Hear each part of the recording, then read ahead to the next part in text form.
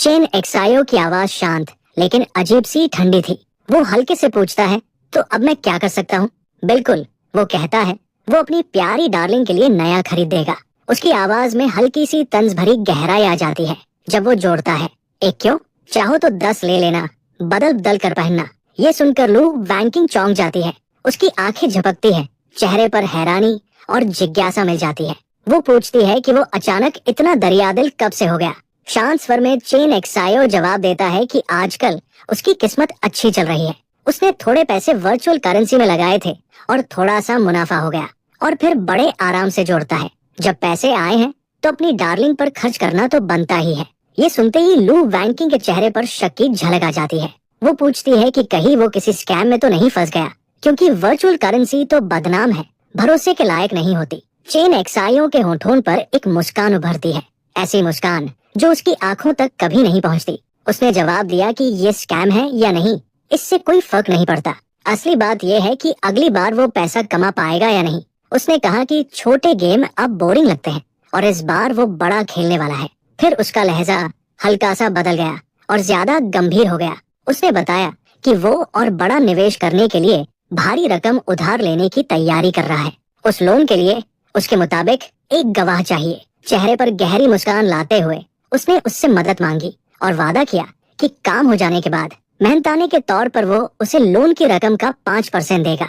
उधर लू banking bathroom में खड़ी चेन की बात सुन ही रही थी कि पास से एक आदमी की आवाज आई। उसने झुंझलाकर पूछा कि उसे इतना वक्त क्यों लग रहा है और वो अब तक बाहर क्यों नहीं आई। लू वैंकिंग ने तुरंत फोन काट दिया और सधे हुए भाव के साथ उस आदमी की तरफ मुड़ गई। वो फौरन मुस्कुराई, चुलबुले अंदाज में उसके पास गई, उसकी बाह में हाथ डालते हुए उसे हनी कहा और मीठी आवाज में बोली कि बस आ ही रही है, थोड़ा इंतजार कर ले।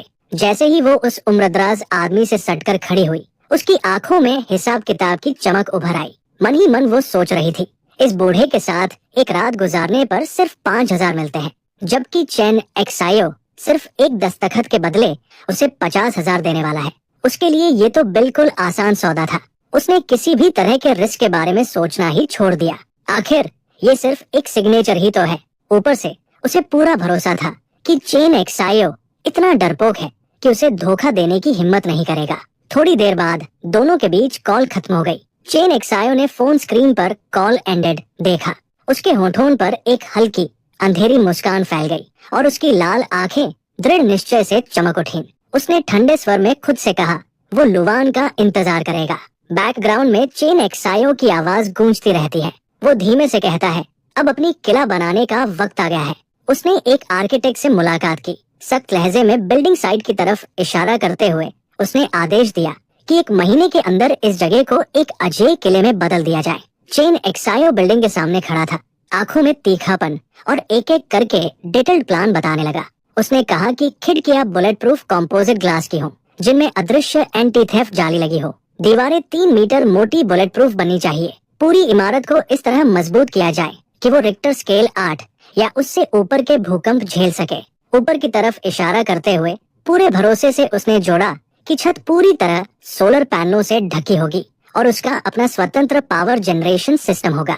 हवा की क्वालिटी बनाए रखने के लिए एयर प्यूरिफिकेशन और फिल्ट्रेशन सिस्टम भी होगा, ताकि बाहर की जहरीली गैस अंदर न आ सके। सामने खड़ा आर्किटेक्ट चश्मा लगाए, हाथ में लैपटॉप पकड़े, घबराते हुए अपने नोट्स देखने लगा। उसने बताया कि इस फोर्ट्रेस में एक इंडिपेंडेंट इकोलॉजिकल सिस्टम होगा जो 72 घंटे तक ऑक्सीजन सप्लाई और पानी का सर्कुलेशन बनाए रख सकेगा।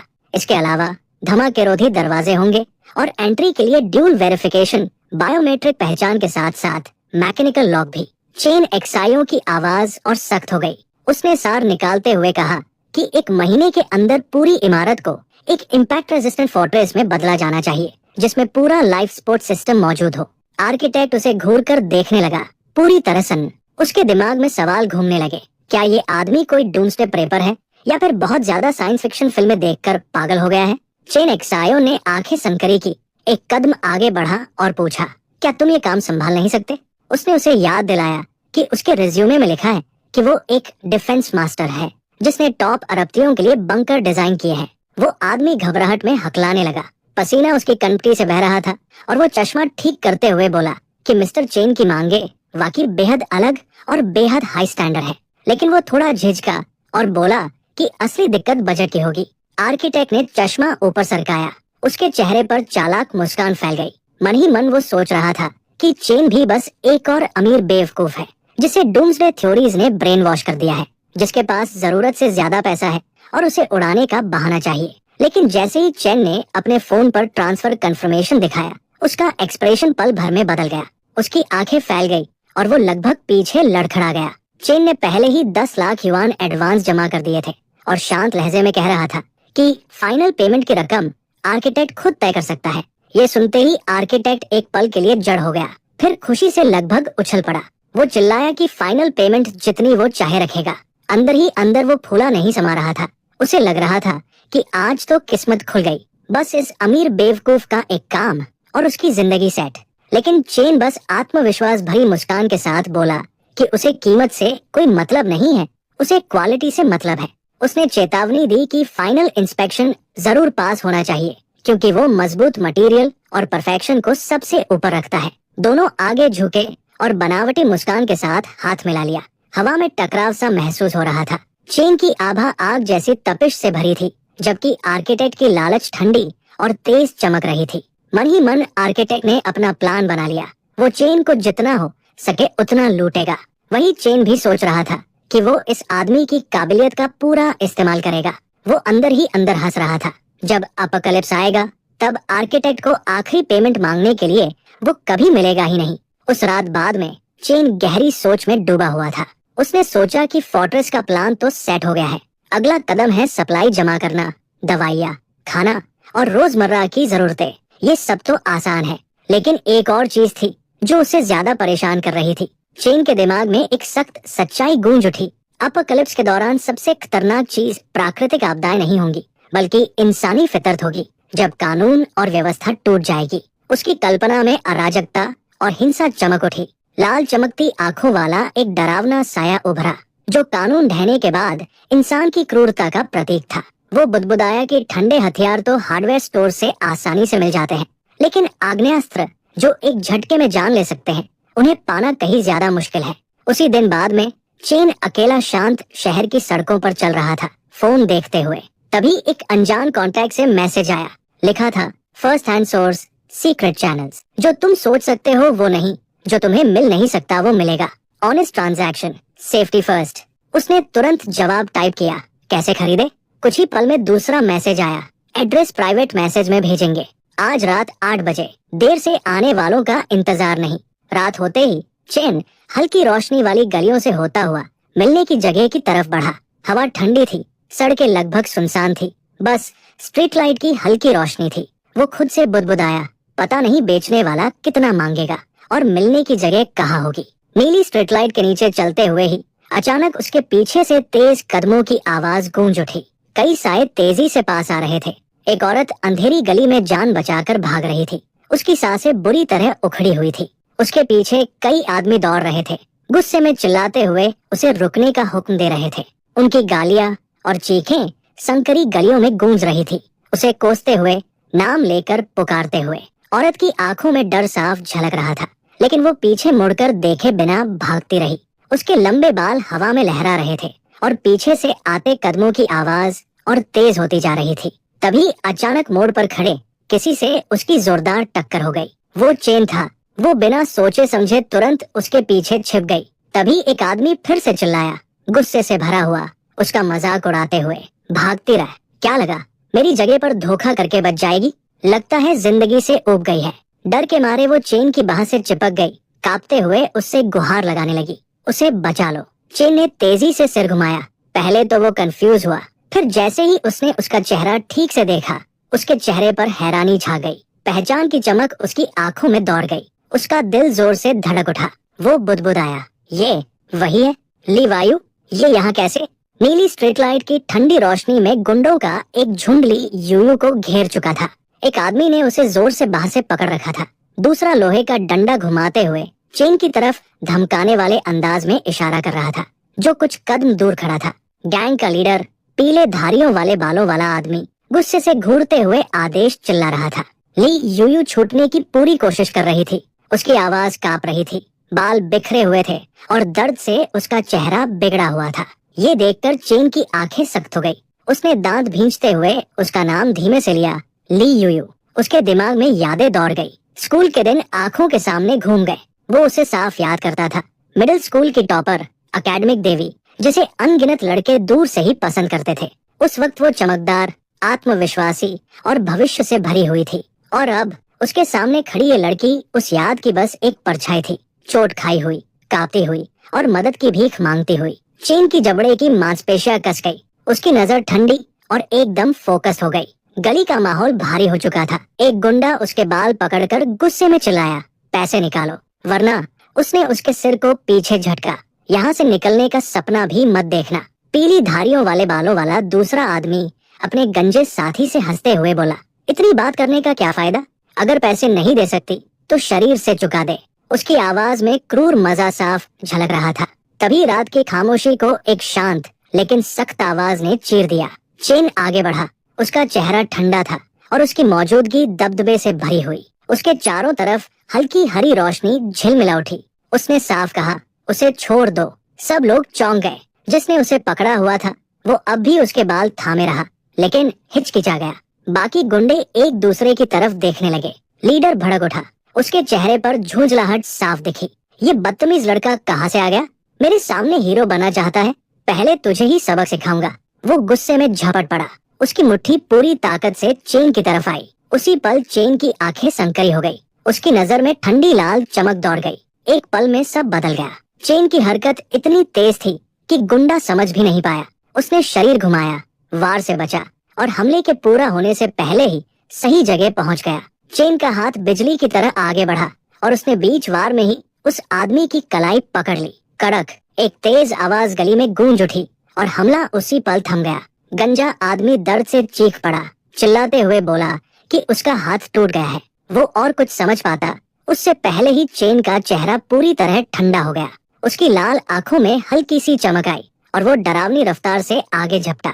उसकी मुट्ठी सीधे उस आदमी पर पड़ी और वो उड़ता हुआ पीछे जा गिरा, जमीन से जोर से टकराते हुए। जैसे ही गली में सन्नाटा छाया, चेन के सामने एक चमकती नीली सिस्टम विंडो उभरी। उस पर लिखा था, तीव्र नकारात्मक भावनाएं डिटेक्ट की गई, डर प्लस तीव्र दर्द, गुस्सा। अगले ही पल दूसरी नोटिफिकेशन आई, नेगेटिव इमोशन हार्वेस्टिंग सिस्टम सफलतापूर्वक एक्टिवेट हुआ। धुएं और धूल के बीच खड़ा चेन एक्सायो हल्का सा मुस्कुराया। चेहरे पर हैरानी झलक रही थी।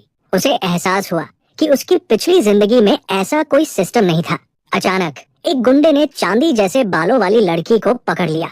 उसने उसे अपने पास खींचा और उसकी गर्दन पर हथियार रख दिया।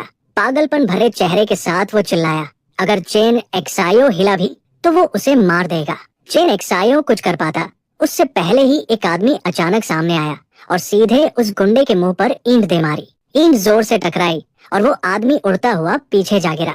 मलबा, ईंटें और धूल हवा में फैल गई। लड़की सदमे में हाफ उठी। उसे यकीन ही नहीं हो रहा था कि अभी क्या हुआ।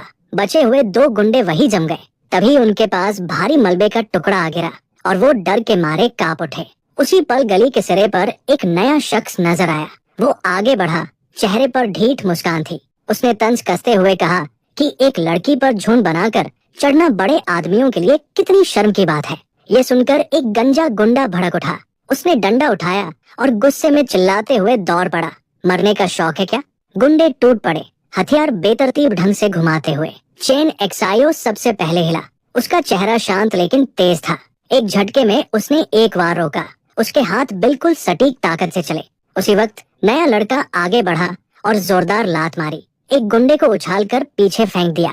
गली में जोरदार आवाजें गूंज उठीं। एक के बाद एक शरीर जमीन से टकराते गए। चेन एक्सायो की आंखों में हल्की लाल चमक थी। उसकी रफ्तार इतनी तेज थी कि देख पाना मुश्किल था। एक पल में वो दूसरे गुंडे के सामने पहुंच गया और एक साफ विनाशकारी पंच मारा, जिससे वो लड़खड़ाता हुआ पीछे गिरा।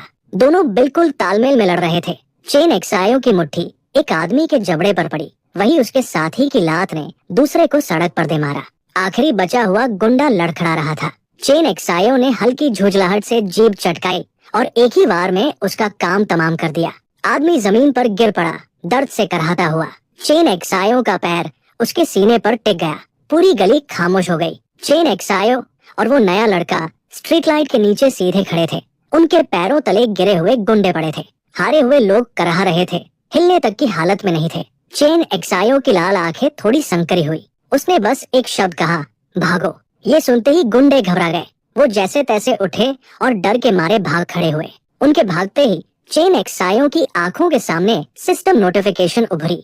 एक डर, एक घबराहट, एक तीव्र दर्द, एक निराशा, एक अपमान प्राप्त। फिर एक और नोटिफिकेशन आई। नेगेटिव इमोशन वैल्यू पहली बार 10 से ऊपर पहुंची। Space expansion permission unlocked. तीसरी नोटिफिकेशन ने उसे और मेहनत करने, ज्यादा हार्वेस्ट करने और मजबूत बनने के लिए कहा। जब सब गायब हो गए, चेन एक्सायो ने उस फीकी पड़ती सिस्टम विंडो को देखा और हल्की सी मुस्कान दी। नेगेटिव इमोशंस हार्वेस्ट करना दिलचस्प, उसने बुदबुदाया। कुछ पल बाद बैंगनी बालों वाली लड़की ने उसकी तरफ देखा। राहत से उसकी आवाज कांप रही थी। उसने उसे धन्यवाद दिया, कहते हुए कि उसे उम्मीद नहीं थी कि वो उसे यहाँ मिलेगा। चेन एक्सायो ने हाथ आगे बढ़ाया। उसका लहजा थोड़ा नरम हो गया। उसने पूछा कि क्या उसे चोट लगी है। फिर उसने अपनी जैकेट उतारकर उसे दी और पहन लेने को कहा। लड़की ने उसे देखा, चेहरे पर सच्ची कृतज्ञता थी। उसने दिल से धन्यवाद दिया और बताया कि उसे एक जरूरी काम है, इसलिए उसे तुरंत जाना होगा। चेन एक्सायो ने बस सिर हिलाया और कहा, सावधान रहना। उसके जाने के बाद रंग बिरंगी शर्ट पहने वो आदमी मुस्कुराया और आगे आकर मजाकिया अंदाज में बोला, वाह भाई, पूरा हीरो बनकर एक खूबसूरत लड़की को बचा लिया। उसने अपना परिचय देते हुए कहा कि उसका नाम म्यू चंग है और चेन एक्सायो से नाम पूछा। चेन एक्सायो ने शांति से जवाब दिया कि वही है जिसने म्यू चोंग से मिलने का इंतजाम किया था। ये सुनते ही म्यू चोंग की आंखें फैल गई। फिर वो जोर से हंस पड़ा और बोला कि ये तो किस्मत है कि वे यूं ही टकरा गए। फिर अचानक ड्रामेटिक पोज लेते हुए म्यू चोंग ने जोर से अपना कोड वाक्य बोला, हेवनली किंग कवर्स अर्थ टाइगर। चेन एक्सायो ने भौं उठाई, उसे एकदम सीरियस चेहरे से देखा और जवाब दिया, यू आर भाई सर। म्यू चोंग वही जम गया, पूरी तरह कंफ्यूज। उसे कुछ समझ ही नहीं आया। उसी पल चेन एक्सायो के दिमाग में सिस्टम एक्टिव हो गया। म्यू चोंग के सिर के ऊपर एक चमकती नीली विंडो उभरी।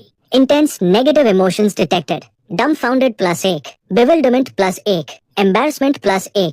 ये देखकर चेन एक्सायो भी चौंक गया। वो अजीब सी खामोशी में म्यू चोंग को घूरता रहा। माहौल अचानक कॉमेडी जैसा बन गया। चेन एक्सायो ने मजाकिया अंदाज में हाथ उठाया और हंसते हुए बोला, पगोडा सप्रेसेस रिवर डीमन। उसने कहा कि बुरा मत मानना, बस माहौल हल्का करने के लिए मजाक कर रहा था। ये सुनते ही म्यू चोंग का चेहरा अजीब तरह से बिगड़ गया। गुस्सा और हंसी दोनों मिले हुए लहजे में वो चिल्लाया, कमाल है भाई, तुम्हारा मजाक तो बड़ा ही निर्दयी है। चलो मेरे पीछे आओ। सीन बदलता है। रात की खामोशी में एक 2 मंजिला घर दिखाई देता है, जिसकी खिड़कियों से स्ट्रीट लाइट की गर्म रोशनी झलक रही है। अंदर म्यू चंग ने चेन एक्सायो को एक लकड़ी का डिब्बा दिया। डिब्बे के अंदर एक पिस्टल, कुछ गोलियां और एक मैगजीन करीने से रखी हुई थी। म्यू चंग ने बताया कि ये एक मजबूत रूस में बनी हुई गन है, टिकाऊ और भरोसेमंद। लेकिन उसने चेतावनी दी कि गोलियां ज्यादा नहीं है, इसलिए सोच समझकर इस्तेमाल करना। चेन एक्सायो ने शांति से हथियार को देखा। म्यू चंग मुस्कुराते हुए बोला कि चेन एक्सायो की स्किल्स काफी तगड़ी लग रही है और वो दिलचस्प इंसान भी है, तो वो इसे दोस्ती की कीमत पर दे रहा है, एक नया दोस्त बनाने के नाम पर। चेन एक्सायो ने हल्की मुस्कान के साथ जवाब दिया, ठीक है, धन्यवाद। म्यू चंग ध्यान से देख रहा था कि चेन एक्सायो कितनी सफाई और सटीकता से गन संभाल रहा है। उसकी आंखें संकरी हो गई। मन ही मन उसने सोचा, ये आदमी एक्सपर्ट है, अब कोई दिक्कत नहीं। तभी चेन एक्सायो थोड़ा मुड़ा, लहजा हल्का लेकिन चिढ़ाने वाला था। उसने मुस्कुराकर पूछा, इसके साथ फ्री साइलेंसर मिलेगा, वारंटी कार्ड है और हो सके तो एक बॉक्स गोलियां और डाल दोगे। ये सुनते ही म्यू चंग की आंखें फटी की फटी रह गई। वो पूरी तरह हक्का बक्का था। वो अंदर ही अंदर चिल्लाया, ये तो पहले ही दोस्ती की कीमत है। क्या इसे पता भी है दोस्ती की कीमत का मतलब क्या होता है? झूझलाकर उसने मुट्ठियां भींच ली। उसके दिमाग में घूम रहा था कि ब्लैक मार्केट में लोग इसी गन के लिए दोगुनी कीमत दे रहे हैं और ये आदमी वारंटी और फ्री एक्स्ट्रा मांग रहा है। गुस्से में वो चेन एक्सायो को घूरने लगा। उसे लगा जैसे चेन एक्सायो इस डील को ऐसे ट्रीट कर रहा हो जैसे कोई होम अप्लायंस खरीद रहा हो। एक पल को तो उसका मन हुआ कि बोल ही दे, सीधा लूट ही लो। उसी समय चेन एक्सायो के दिमाग में सिस्टम फिर से एक्टिव हुआ।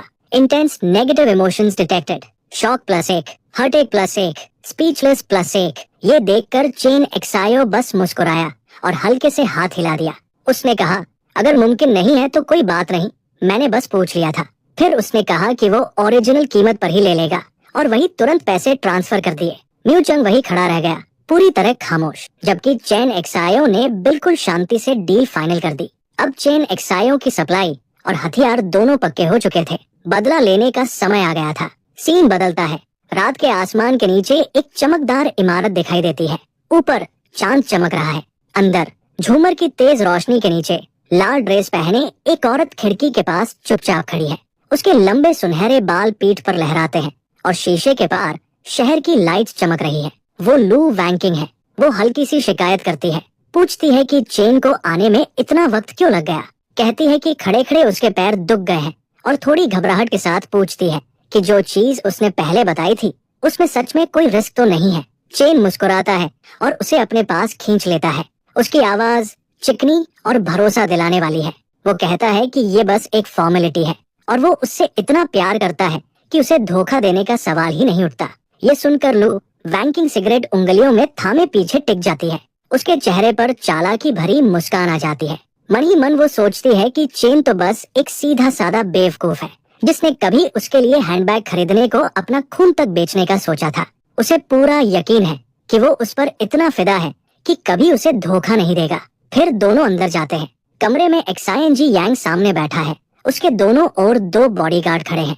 वो उसकी तारीफ करता है, उसकी हिम्मत की सराहना करता है और मुस्कुराते हुए कहता है कि उसका सिग्नेचर काफी सुंदर है। लू वैंकिंग हल्की सी मुस्कान देती है, बिल्कुल अनजान कि वो अभी अभी किस जाल में कदम रख चुकी है। एक्सायन-जी यांग चालाक मुस्कान के साथ कॉन्ट्रैक्ट पर उभरते उसके साइन को देखता है। मन ही मन वो उसका मजाक उड़ाता है। उसे लग रहा है कि वो सिर्फ गारंटर के तौर पर साइन कर रही है, जबकि सच्चाई ये है कि जैसे ही उसका नाम लिखा गया पूरा कर्ज उसी के सिर आ गया। जैसे जैसे वो साइन करती है एक्सायन-जी यांग के ख्याल और भी गंदे होते जाते हैं। वो सोचता है कि जब वो कर्ज चुका नहीं पाएगी तो उसके पास सिर्फ एक ही रास्ता बचेगा, अपने शरीर से चुकाना। वो सिगरेट का कश लेते हुए शैतानी हंसी के साथ खुद से बुदबुदाता है। जिस दिन वो पैसे नहीं लौटा पाएगी उसी दिन उसका मजा शुरू होगा।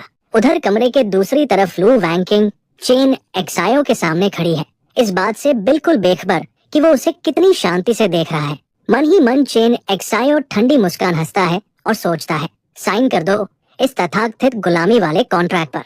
उसके दिमाग में ये भी चलता है कि उसकी लालच ही उसके सेफ हाउस की आखिरी कीमत चुका देगी। सब कुछ उम्मीद से भी ज्यादा आसानी से हो जाता है। वो मन ही मन लिव वैंकिंग का शुक्रिया अदा करता है कि उसने सब कुछ इतना आसान बना दिया।